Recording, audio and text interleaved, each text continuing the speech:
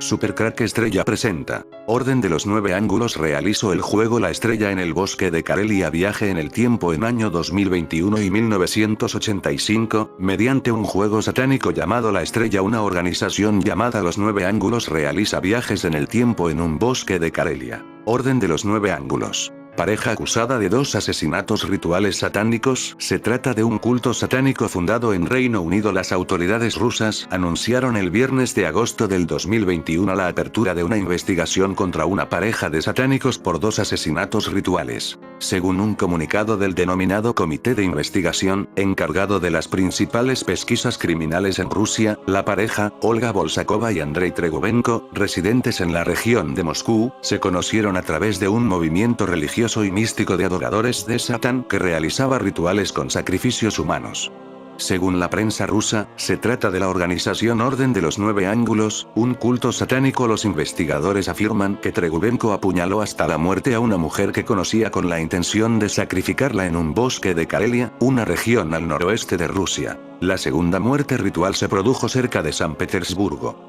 Tregubenko y Bolsakova, en complicidad con otra pareja, dieron una paliza y apuñalaron hasta la muerte a un hombre. El canal de Telegram Mash, con buenas fuentes policiales, informó que Olga Bolsakova aceptó cooperar con los investigadores y habría confesado su implicación en los asesinatos. La Nariz del Diablo, Karelia, donde ocurrió este ritual de la Orden de los 9 Ángulos, y la pareja acusada de 2 asesinatos rituales satánicos. A primera vista, este pintoresco cabo en la costa oriental del lago Onega, el segundo más grande de Europa, y situado 700 kilómetros al noroeste de Moscú, parece otro bello lugar en el que poder cazar y pescar.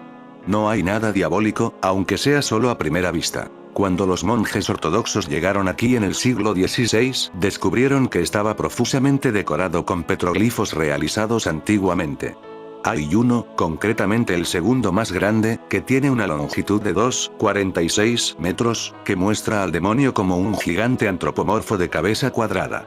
Los monjes temían tanto aquella imagen que tallaron una cruz con la esperanza de que Jesús doblegara al hechicero pagano. Los arqueólogos han examinado durante años los petroglifos de la Nariz del Diablo y creen que estos dibujos tienen unos 5000 años de antigüedad. Los autores quizá fueran los ancestros de los actuales karelios o de los fineses, y resulta difícil afirmar si los petroglifos tenían algún tipo de oscuro poder místico. Nadie ha vivido en la Nariz del Diablo desde hace décadas, y el último pueblo en la zona desapareció en la década de 1970. Monte Botovara. Quizás sea el lugar más misterioso de la República. Las seidas son enormes rocas que yacen sobre pequeñas piedras, pinos retorcidos en nudos, losas de mármol pulidas. Todo esto le da un color místico a un terreno ya misterioso. Los científicos todavía discuten sobre el origen. Las piedras fueron dejadas por el glaciar o es el legado de la Hiperbórea. Algunos llaman a Botovara la montaña de la muerte, otros van allí a meditar y pedir deseos. El camino a la montaña no es fácil, se puede llegar en todoterrenos o furgonetas, preferiblemente con un guía que muestre senderos seguros. Este lugar definitivamente no dejará a nadie indiferente. Este territorio extraño forma parte de la República de Karelia, el nexo entre Rusia y Finlandia, que cuenta con una historia y una mitología especialmente singular. Se dice que algo es karelio cuando tiene una aura mágica y extraña. Así definió Oleg Karabaichuk el cine de Andrés Duque, mientras este le retrataba para el film Oleg y las raras artes, 2016. Y este fue el impulso que necesitó Duque para explorar este territorio. Karelia, tierra de brujos. Hay regiones en el mundo que parecen olvidadas o la mayoría de personas desconocen su existencia. Una de estas zonas es Karelia, situada entre Rusia y Finlandia, territorio que históricamente se ha visto sometido a numerosas vicisitudes políticas, pues ha pertenecido a 4 países distintos. Los sucesivos procesos de homogeneización que acompañaron a este vaivén de fronteras fueron eclipsando la cultura karelia, formada por mitos y leyendas, rituales animistas, cantos épicos, y prácticamente desapareció con la gran purga de Stalin en los años 30 del siglo pasado. El fenómeno de Petrozavodsk. La mayoría de los avistamientos de ovnis estaban vinculados a experimentos militares que se confundían con objetos provenientes del espacio. Sin embargo, hay casos que no pueden descartarse tan rápidamente. Quizá el caso más extraño ocurrió en Petrozavodsk, unos 700 kilómetros al noroeste de Moscú, en 1977. Una noche de septiembre, alrededor de 200 personas en la República de Karelia vieron un extraño objeto volador rodeado por una reluciente luz blanca. Se parecía a una nube que emitía colores claros y se desplazaba de este a oeste. También se dice que hubo avistamientos similares en Leningrado, la región de Leningrado, Helsinki y otros lugares de Finlandia, todos ellos territorios cercanos entre sí. El caso vino a conocerse como el fenómeno de Petrozavodsk y se dijo que estaba relacionado con el lanzamiento de una satélite desde el cosmódromo de Plesetsk, unos 800 kilómetros al este de Moscú, que tuvo lugar esa misma noche. Sin embargo, Lev Hindilis, científico que reunió información sobre el incidente de la Academia Soviética de las Ciencias, concluyó que debido a la dirección en la que se movía, el tamaño y la velocidad, no fue un satélite. No es factible entender satisfactoriamente este fenómeno, escribió en su informe. Casi 50 años después sus palabras siguen siendo ciertas. Estos ovnis están relacionados con la organización Los Nueve Ángulos y sus rituales en los bosques de Karelia. El ritual es un juego llamado el Juego de la Estrella. El ovni, Medusa de Petrozavodsk, invocación ritual satánico. El hecho que vamos a comentar seguidamente sucedió en 1977 en la ciudad rusa de Petrozavodsk, 6046 N, 3425 capital de la República Autónoma Socialista Soviética de Karelia, 172.400 kilómetros y 707.000 habitantes. La región cuenta con una gran abundancia de lagos y bosques de coníferas. Esto último da origen a una activa industria maderera. La capital está situada en la orilla occidental del lago Onega, 9.896 kilómetros 2, y es un gran centro industrial especializado en la fabricación de armamento. Petrozavodsk tenía en 1977 una población de 171.000 habitantes. Los hechos. El primero que dio noticia del suceso fue Nikolai Milov, corresponsal de la agencia TASS, que publicó un artículo en el periódico del Comité Central del KUS, Partido Comunista de la Unión Soviética Socialistiskaja Industrija del 23 de septiembre de 1977. Fenómeno natural no identificado. Los habitantes de Petrozavodsk han sido testigos de un fenómeno natural insólito. El 20 de septiembre, alrededor de las 4 de la madrugada, una enorme estrella estalló súbita y brillantemente sobre el oscuro horizonte mientras lanzaba hacia la Tierra rayos de luz pulsante. El ovni tomó la forma del juego satánico llamado La Estrella, realizado por la organización satánica llamada Los Nueve Ángulos, también conocida como ONA. El ovni tomó la forma del juego La Estrella en el cielo. El primero que dio noticia del suceso fue Nikolai Milov, corresponsal de la agencia TASS, que publicó un artículo en el periódico del Comité Central del KUS, Partido Comunista de la Unión Soviética Socialistiskaja Industrija del 23 de septiembre de 1977. Fenómeno natural no identificado. Los habitantes de Petrozavodsk han sido testigos de un fenómeno natural insólito. El 20 de septiembre, alrededor de las 4 de la madrugada, una enorme estrella estalló súbita y brillantemente sobre el oscuro horizonte mientras lanzaba hacia la Tierra rayos de luz pulsante. Esta estrella se movió lentamente hacia Petrozavodsk y se desplegó sobre la ciudad en forma de medusa que despedía sobre la misma gran número de finos haces de luz que daban la impresión de un fuerte chaparrón. Después de un rato, la resplandeciente lluvia cesó. La medusa se transformó en un brillante semicírculo y comenzó a moverse hacia el lago Onega, que tenía su horizonte cubierto por nubes grises. En medio de esta envoltura apareció entonces un agujero semicircular, rojo brillante en el medio y blanco a cada lado. Como se ha testimoniado, este fenómeno duró de 10 a 12 minutos. Yuri Gromov, jefe del Observatorio de Hidrometeorología de Petrozavodsk, dijo al corresponsal de la agencia TASS que el personal del Servicio Meteorológico de Karelia nunca antes había visto algo de análoga naturaleza. Lo que causó este fenómeno y cuál es su naturaleza permanece como un enigma, puesto que la estación meteorológica no registró ninguna divergencia brusca en el aire, no solo en las últimas 20 horas sino también en sus proximidades. También sabemos, recalca Yuri Gromov, que no se está llevando a cabo ninguna prueba técnica en estos momentos en nuestra zona. Sin embargo, es también imposible clasificar todo dentro de la categoría de espejismo, ya que este insólito fenómeno tiene muchos testigos cuyas declaraciones en muchos aspectos son idénticas y, aunque acertaron a observarlo desde diferentes puntos de la ciudad, el fenómeno no dejó evidencia material del mismo. Vladimir Krak, director del observatorio de Pulkovo, manifestó el 23 de septiembre a la agencia TASS. La bola ígnea que cruzó precipitadamente el cielo de sur a norte sobre el distrito de Leningrado y Karelia a primeras horas de la mañana del 20 de septiembre, también fue observado por los astrónomos de Pulkovo. En estos momentos es todavía difícil determinar definitivamente su origen, ya que continúan llegando informes de testigos y observadores que hay que analizar. Los extraterrestres salen a la luz. Como se puede observar, en la prensa soviética, se publicaron noticias similares en Izvestia, Pravda y Edasi, no se habló en ningún momento de objetos volantes no identificados. Sin embargo, los corresponsales occidentales relacionaron inmediatamente el fenómeno con un avistamiento ovni, y así se difundió en un principio la noticia a través de la agencia UTI, United Press International, que hizo también referencia a testimonios similares procedentes de Helsinki. Dada la importancia del suceso, el semanario sensacionalista norteamericano National Enquirer envió a la Unión Soviética a sus redactores Henry Grissom y Liam Dick, con el fin de que recogiesen información de primera mano. El 18 de abril de 1978, Gris y Dick publicaron un artículo en el Enquirer en el que se decía que científicos y testigos del fenómeno sostenían que los rayos del ovni habían practicado orificios en ventanas y adoquines. Según los corresponsales del citado semanario, estas pruebas físicas desaparecieron pocas horas después del suceso, dado que unos supuestos investigadores oficiales se apoderaron de ellas. Vladimir Asasa, físico y oceanógrafo, escritor de ficción y profesor en Moscú, manifestó a los redactores del Enquirer: el objeto voló muy bajo encima del puerto y quedó suspendido encima de un barco anclado, de 142 metros de eslora. Haciendo comparaciones con esta eslora llegué a la conclusión de que el ovni debía tener 104 metros. Además, dijo que del objeto se desprendió, cuando reanudó la marcha, un objeto más pequeño que cayó en el lago Onega. Desapareció perforando las nubes. Su opinión era que el fenómeno debió ser, o bien un ovni mensajero de una inteligencia superior, con tripulación y pasajeros, o bien un campo de energía producido por un ovni. Para Alexander Kazantsev, escritor, físico, ufólogo y presidente del Grupo de Investigación Física de Moscú, se trataba de una nave procedente del cosmos, en viaje de exploración. Según Nikolai Milov, algunas personas terminaron histéricas, cuando un grupo de obreros descubrió el ovni, huyeron despavoridos, porque creían que se trataba de un ingenio nuclear norteamericano a punto de estallar encima de ellos.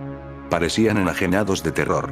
En Estonia, Finlandia, Leningrado y Karelia se dieron alrededor de las 4 de la madrugada una serie de avistamientos.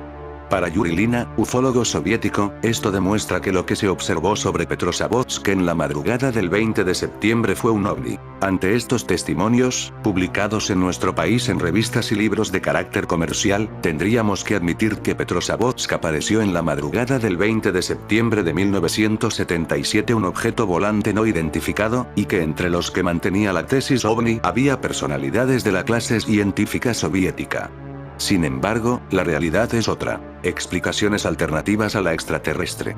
La reacción oficial soviética ante el incremento del interés popular fue la de animar a una serie de científicos para que, con sus explicaciones, indicasen a la población que la situación estaba bajo control. Vladimir Krat afirmó el 12 de octubre que el fenómeno había sido ocasionado probablemente por la reentrada de los restos de un satélite artificial, con el consiguiente incendio de dichos restos.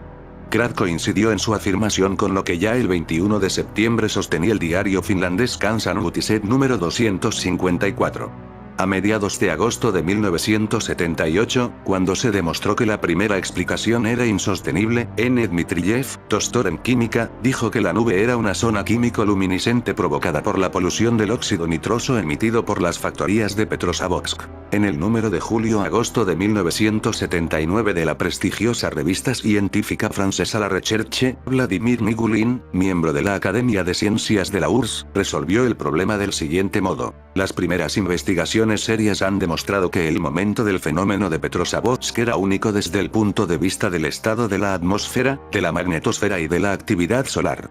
En efecto, una tormenta de ruido y una ola de electrones solares alcanzaron simultáneamente a la Tierra. La magnetosfera terrestre se encontraba en un estado de excitación extrema y en las capas inferiores de la atmósfera, más abajo del noroeste de la Unión Soviética, pasaba el frente de un inmenso ciclón con pequeños ciclones. Los chubascos y el buen tiempo alternaban cada media hora. A una altitud del orden de los 10 kilómetros, se desplazaba un vigoroso chorro de aire a la velocidad de 180 metros por segundo. Al norte se observaron auroras polares intensas de un tipo raro y al sur hubo tormentas. Por consiguiente, cualquiera de estos factores que fuese el que desencadenase el fenómeno de Petrozavodsk, se puede decir que lo más asombroso había sido que nada se hubiese observado aquella noche por debajo de la Karelia. Además, las afirmaciones de Alexander Kazantsev y Vladimir Sasa respecto a la naturaleza ovni del fenómeno hay que no tenerlas muy en cuenta, dado que el primero defiende la teoría de visitas extraterrestres en la antigüedad y el segundo dice que el Apolo 11 fue observado por ovnis sobre la Luna. Del mismo modo, el hecho de que, según el ufólogo Yuri Lina, se observasen fenómenos extraños desde Estonia, Finlandia, Leningrado y Karelia, no demuestra nada. Según los testimonios recogidos por Lina, cuanto más lejos estaba el punto de observación de Petrozavodsk, el objeto era de menos tamaño y estaba situado a menos altitud sobre el horizonte. Lo más posible es que en toda la zona se viera el mismo fenómeno que en Petrozavodsk, lo que no supone ningún tipo de prueba a favor de la naturaleza ovni del evento. El Cosmos, 955. En septiembre de 1977, James Oberg, ingeniero del Mission Control Center de la NASA, National Aeronautics and Space Administration, en Houston, llevó a cabo un detallado estudio del fenómeno observado sobre Petrozavodsk. Se puso en contacto con el Centro de Seguimiento de Satélites del Goddard Space Flight Center de la NASA en Maryland, donde le confirmaron que un satélite había sido puesto en una órbita particularmente alta desde el cosmódromo secreto de Plesetsk, URSS. Cálculos basados en detallados datos proporcionados a la NASA por el NORAD, North American Air Defense Command, mostraron que el lanzamiento había tenido lugar aproximadamente a las 3:58 am hora local. Ese mismo mes, investigadores del CUFOS, Center for UFO Studies, de Evanston, Illinois, tuvieron la sospecha, confirmada merced a la colaboración prestada por James Oberg, de que el presunto ovni Medusa fuera en realidad el lanzamiento del satélite espía Cosmos, 955 desde el cosmódromo de Plesetsk, situado en el norte de la URSS, cerca de Arjángelsk. El 30 de septiembre, la agencia UPI difundió la explicación obtenida a partir de los datos del NORAD y la NASA. Confirma esta explicación el hecho de que el boletín de astronomía finlandés Tadetja Avaruus, en su número de marzo de 1979, incluyó el fenómeno de Petrozavodsk en la lista de lanzamientos de cohetes efectuados desde Plesetsk y observados desde Finlandia. En este caso, los soviéticos prefirieron escudarse tras los ovnis a reconocer oficialmente la existencia de la base secreta de lanzamientos espaciales de Plesetsk. Y en España algunos dicen que Juan José Benítez en su libro La Gran Oleada, tercer volumen de la trilogía que el citado periodista ha dedicado a lo que él considera fotografías auténticas de ovnis, dice: al conocer el caso de Petrozavodsk, uno de los expertos de la NASA, James Oberg, afirmó que podía tratarse de los restos del satélite espía Cosmos, 95. La hipótesis no parece muy sólida, si tenemos en cuenta que los testigos aseguraron haber contemplado el objeto por espacio de 10 a 12 minutos, con un cambio de forma y un posterior alejamiento hacia el lago Onega. Ningún satélite o cohete puede permanecer tanto tiempo estático en el espacio y mucho menos cambiar de forma y, en lugar de caer en tierra, seguir en vuelo horizontal. A veces las excusas y explicaciones que buscan los negativistas e incrédulos resultan mucho más fantásticas que los propios ovnis. Hay varias posibilidades a la hora de justificar la falta de información de que hace gala del reportero Benítez. A. Ha acudido a una fuente de información poco fiable y no ha leído en ningún momento trabajo alguno de Oberg. B. No ha leído los trabajos de Oberg con la suficiente atención, confundiendo así los términos lanzamiento y reentrada. O C. No ha querido aceptar la lógica explicación que ofrece James Oberg para el fenómeno de Petrozavodsk. Por otra parte, Andreas Faber-Kaiser en su libro Fuera de Control prefiere no definirse acerca del hecho que nos ocupa, aunque suponemos que cuando lo incluye en su libro como caso no explicado es porque apoya la hipótesis ovni. Incurre en el error de situar los hechos a las 4 p.m. del 20 de septiembre, cuando todos sabemos que ocurrieron a las 4 a.m. hora local. Y al no hacer siquiera referencia a otro tipo de posibles explicaciones hace gala, al igual que el periodista antes citado, de una falta de información inaudita que le descalifica como estudioso del tema y le convierte en un mediocre divulgador creyente de la identificación ovni igual nave extraterrestre. Una jubilada rusa afirma haber encontrado pruebas de vida extraterrestre, en concreto el cadáver de un alien, que ha mantenido escalofriantemente congelado en su nevera durante 2 largos años. Marta Yegorovna supuestamente encontró a la criatura de 61 centímetros, con forma de vegetal pocho, cerca de los restos en llamas de un ovni que se estrelló junto a su dacha de verano en la ciudad rusa de Petrozavodsk. Según la mujer, el alien estaba arrugado y moribundo junto a una pila de metal retorcido, poco después de que escucharan un terrible estruendo en el jardín de su casa en 2009. La criatura, que tiene cabeza grande, boca grande y ojos grandes, vestía prendas que le hacían parecerse a un mono de esos que la gente viste como personas. La señora Yegorovna recogió con amor al extraño ser, lo envolvió en plástico de congelar y lo metió en la nevera sin decir una palabra a nadie. Los restos aparentemente han sido examinados ahora por un centro de investigación que pertenece a la Academia de Ciencias de Rusia, en la región de Karelia del Norte, aunque este extremo aún no ha sido confirmado. Un extraterrestre salió de un ovni que se estrelló en un lago en Karelia, Rusia. El 15 de noviembre de 1928, en Karelia, según los residentes locales de las aldeas de Bedlosero y Shchuknabolot, se estrelló un avión desconocido. La historia es real y no ficción. En aquellos días, este tipo de incidentes eran seguidos, especialmente aquí, cerca de la frontera con la hostil Finlandia. La información llegó a las autoridades competentes y agentes de la OPU llegaron al lago. Caminaron sobre el hielo en botes, miraron el agua, bajaron cuerdas con ganchos y tomaron varias medidas. No se sumergieron en el agua. Es comprensible, es noviembre y hace frío. Pero entrevistaron a residentes locales. Dijeron que el objeto sobrevoló el pueblo de Shchuknabolot, se acercó a la isla de Chiraco y se estrelló en el agua. El golpe fue fuerte. El hielo se rompió por sí solo, pero esto no es lo peor.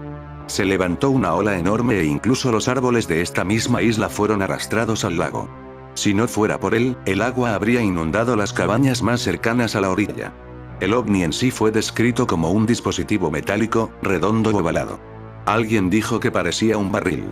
Tamaño de unos 5-6 metros. La vez que un ovni arrastró un tren por más de una hora en la ufología rusa es conocido como el incidente del tren N-1702, sucedió en 1985 en la República Socialista Soviética Autónoma de Karelia, en el límite con Finlandia. Se publicó por primera vez en la revista Tecnología de la Juventud 8, 1989.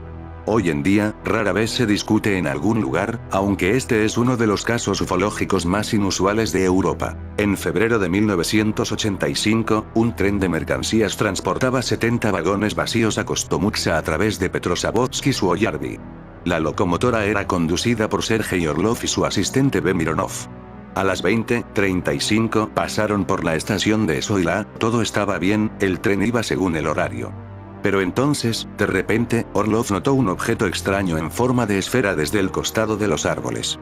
El objeto se movió paralelo al movimiento del tren y no se quedó atrás. Los conductores observaron de cerca el objeto, de unos 4 metros de diámetro, preguntándose qué era. Mira, lanzó un rayo de luz al suelo, y luego lo retiró, remarcó Orlov. Mironov quería responderle algo, pero no tuvo tiempo, porque por lo que vio se quedó sin palabras. La esfera se precipitó bruscamente hacia el tren y voló frente a la locomotora, por delante de ella unos 30 o 50 metros. Orlov se asustó por la potencial colisión del tren con la bola, por eso apagó los motores y presionó los frenos con todas sus fuerzas. Pero el tren no se detuvo y ni siquiera aminoró la velocidad, siguió avanzando, como si algo lo jalara. Los hombres solo pudieron mirar impotentes cómo el misterioso objeto se movía frente al tren y parecía arrastrarlos, asumiendo el papel de la locomotora, pero siendo silencioso y flotando a varios metros de las vías. Pasó algún tiempo en este modo y el tren se acercaba a la estación de Noviepesky. Orlov encendió la radio y, afortunadamente, funcionaba. Se puso en contacto con la empleada de la estación y le contó sobre el misterioso objeto que había llevado su tren a remolque. La mujer no entendió de qué estaba hablando, pero decidió salir a la plataforma y ver con sus propios ojos. Se sorprendió mucho cuando vio objetos extraños volando frente al tren. El primero era una especie de aparato vibratorio, con forma de pelvis invertida, un clásico ovni en forma de platillo, el segundo era una bola luminosa. Ambos frente a la locomotora diésel, que se movía a una velocidad de al menos 50 km por hora. Desde su cabina, Orlov y Mironov no pudieron ver el segundo ovni, ya que la bola luminosa lo ocultaba, por lo que quedó claro por qué luego no contaron nada al respecto. Frente a la estación, el tren no disminuyó la velocidad en absoluto y la asistente se asustó cuando se dio cuenta de que la esfera se dirigía directamente a la estación y podía estrellarse contra ella. Sin embargo, justo en ese punto, la bola se separó abruptamente de la locomotora y voló suavemente alrededor del edificio, para posteriormente regresar al tren nuevamente. La locomotora, mientras tanto, pasó por la estación de Novye Peski, pero en el momento en que la bola salió disparada, su velocidad disminuyó bruscamente y varios objetos golpearon la cabina del conductor. De hecho, Orlov y Mironov resultaron heridos durante la maniobra, golpeando el parabrisas. Pero tan pronto como la esfera regresó al tren, la velocidad volvió a aumentar. Cuando el tren se acercó a la estación de Sastava, la esfera luminosa volvió a alejarse, pero esta vez desapareció en algún lugar detrás del bosque. El tren redujo la velocidad de inmediato y luego logró detenerse en la estación. Orlov inmediatamente saltó de su cabina para evaluar si había algún daño material, pero cuando comenzó a hacerlo, un haz de luz brillante lo iluminó desde arriba. Este rayo literalmente presionó al hombre contra el costado de la locomotora, casi anulando su movilidad. De alguna manera, se las arregló para volver a la cabina, y cuando entró en esta, el tren arrancó nuevamente, como si lo estuviera esperando. Así, el ovni arrastró al tren durante algún tiempo más y luego se alejó, pero esta vez desapareciendo de vista para siempre. En total, el susodicho objeto arrastró el tren 1702 con 70 vagones durante 1 hora y 20 minutos, durante más de 50 kilómetros. Como evidencia física y comprobable del encuentro cercano, se señaló que el tren ahorró 300 kilogramos de combustible diésel. Orlov y Mironov no sufrieron mucho físicamente, pero tuvieron un shock nervioso importante. La veracidad de su testimonio fue confirmada por los esquemas de los registradores instalados en la locomotora y algunos documentos. Sin embargo, ninguno de los funcionarios pudo proporcionar una explicación lógica para este incidente. Las aperturas con rituales hicieron en el año 1985 que se abriera un portal por donde algo muy grande entró en nuestra dimensión, algo que pronto puede volver a ocurrir, pero esta vez con consecuencias fatales. El control de vuelo de Barcelona capta un ovni de 9 kilómetros. Los días 29 y 30 de noviembre de 1985 pasarán a la historia de la ufología por los ovnis avistados en la comarca del Vallès, en Barcelona. Un eco de 9 kilómetros en el radar dio la voz de alarma. Lo que nadie sabía es que unos chavales habían llamado a aquellas luminarias con una grabadora. Josep Guijarro, fecha muy parecida al caso, el 15 de noviembre de 1928, en Karelia, según los residentes locales de las aldeas de Bedlosero y Chuknabolot, se estrelló un avión desconocido. Estas máquinas del tiempo tienen fechas de anclaje que se repiten. 29 de noviembre de 1985. Son las 11:15 de la noche. Antonio Toscano, un veterano controlador aéreo, se quita las gafas y se friega a los ojos. No es a causa del cansancio sino de la sorpresa. En su pantalla del radar primario, ha aparecido un eco no identificado, pero es enorme. Hace un cálculo de las poblaciones sobre las que se encuentra y calcula que aquello puede tener una envergadura de 9 kilómetros. Aún no ha salido de su sorpresa cuando, de aquella masa ve salir otros 2 ecos más pequeños que se mueven cerca de la velocidad supersónica. Toscano da la voz de alarma. En ese instante, un vuelo de Iberia que se dirigía al aeropuerto del Prat, en Barcelona, puede divisar con claridad las luces del tráfico. Ciudadanos de la comarca del Vallès Occidental también empiezan a llamar a la policía, las emisoras de radio y al Observatorio Fabra de la ciudad condal. Uno de ellos fue David López, residente en Rubí. El joven pudo observar a las 22:30 las evoluciones de las luces durante más de 20 minutos en la Plaza de la Vila, donde se halla ubicada la policía municipal. Estos llaman a sus homónimos en Terrassa, quienes dejaran escrito en el parte de incidencias el avistamiento del ovni desde el polígono de Santa Eulalia, quienes les habían llamado primero porque los timbres del bloque habían sonado al unísono y, después, porque se apagó la luz sin razón aparente.